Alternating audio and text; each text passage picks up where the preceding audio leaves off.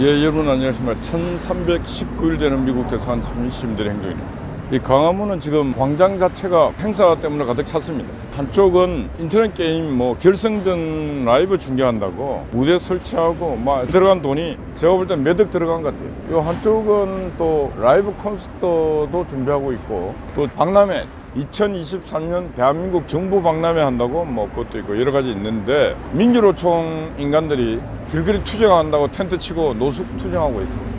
지나가는 시민들이 볼 때가 불쾌합니다. 저렇게 노숙 투쟁한다든가 단식 투쟁한다든가 이를 할 때는 뭔가 억울하고 사회적 약자 피해받았다든가 이럴 때 노숙 투쟁하고 단식 투쟁하는데, 민주노총은 억울한 거 한 개도 없습니다. 약자도 아니에요. 사회적 최강자입니다. 그런 자들이 투감 올라와서 집단 투쟁하고 단식 투쟁하고 노숙 투쟁하고 저래 하면은 투쟁 자금이 나와서 다 돈을 줘요. 돈을 주면은 일을 안 해도 텐트 속에 말단붙게 하면서 지내도 바로 임금이 나옵니다. 왜 임금이 나오는가? 민주노총이 돈이 엄청나게 많기 때문에 다 돈 줍니다. 돈 안 주면은 저러지도 안 해요. 그리고 노숙 투쟁을 야간 노숙 투쟁 안 된다 해갖고 경찰이 금지했는데 판사가 또 이걸 허락을 했어요. 판사가. 물론 판사가 허락을 하면서 여러 가지 규제를 줬어요. 술 마시고 노상 방뇨하지 말고 시끄럽게 하지 말고 조용히 잠만 자라 이래 했는데, 판사도 참 제가 볼 때 참 딱합니다. 딱해. 왜 판사가 그런 판결을 했는가? 판사가 용기가 없어 그래요. 판사가 판결할 때 집회 시위의 권리도 중요하지만은 다른 국민들의 권리도 소중하다.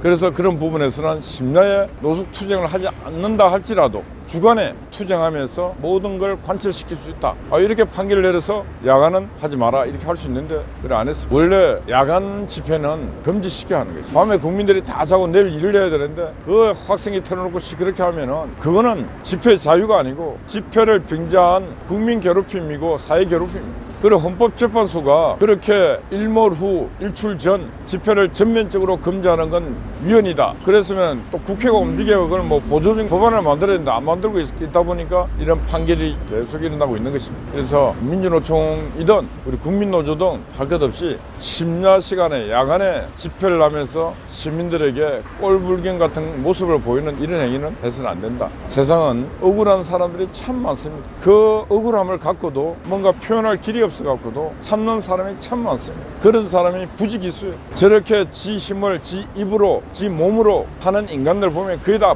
깡패들이에요. 깡패. 인생을 깡패 같은 모습으로 살기 때문에 지 하고 싶은 대로 하는 겁니다. 지 하고 싶은 대로 내뱉고. 그래서 세상이 왜 이럴까?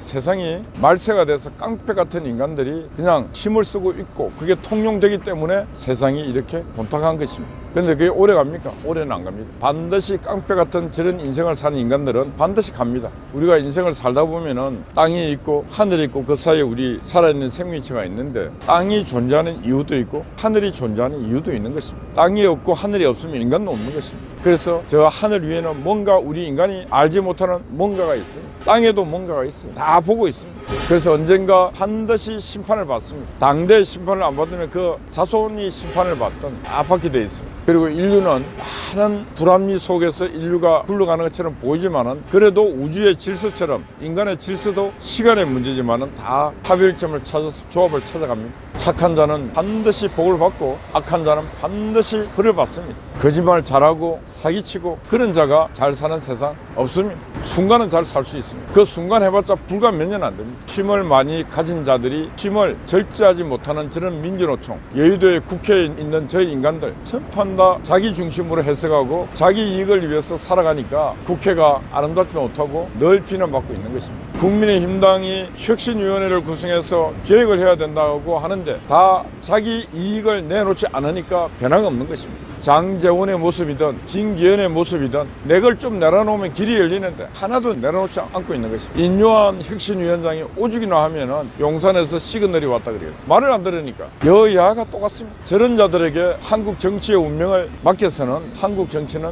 미래가 없고, 한국 정치가 미래가 없다는 것은 곧 국가의 미래가 없어질 수도 있다는 것입니다. 그래서 국민이 뭘 해야 되는데 흩어져 있는 국민이 뭘 할 수 있는 힘이 없지 않습니까? 늘 말하지만은 아웃사이드 정부, 밖에 정부를 만들어야 된다. 그 합리적 정부, 맨날 모여갖고 집회나고 소리나 지르는, 그래서 그게 다람쥐 쳇바퀴 도는 그런 모습이 아닌 아웃사이드의 태도 시베네 같은 그런 정부를 만들어서 국회도 견제하고 정부도 견제하는, 그래서 인사이드와 아웃사이드가 동시에 견인해서 나라의 앞날을 열어가는 그런 게 필요하다. 바로 그게 이제 좌파들이 말하는 NGO인데, 저 청와대 앞에 참여연대랑 얼마나 많은 집단이 있습니까? 그러냐, 좌파의 NGO, 좌파의 아웃사이드 정부는 나라를 망치는 쪽으로 정치권과 인사이드 아웃사이드가 한 몸이 되어서 같이 움직였습니다. 그래서 문재인 정부를 참여연대가 지배하는 정부, 그러니까 NGO와 제도권이 한 몸이 돼서 움직이니까 변화가 없고 더 타락될 수밖에 없는 그런 길로 갔다. 그래서 그런 길이 아닌 진짜 국가의 미래와 국민들의 미래를 보면서 갈 수 있는 그런 아웃사이드 정부를 반드시 만들어야 된다. 그럴 때 희망이 있다.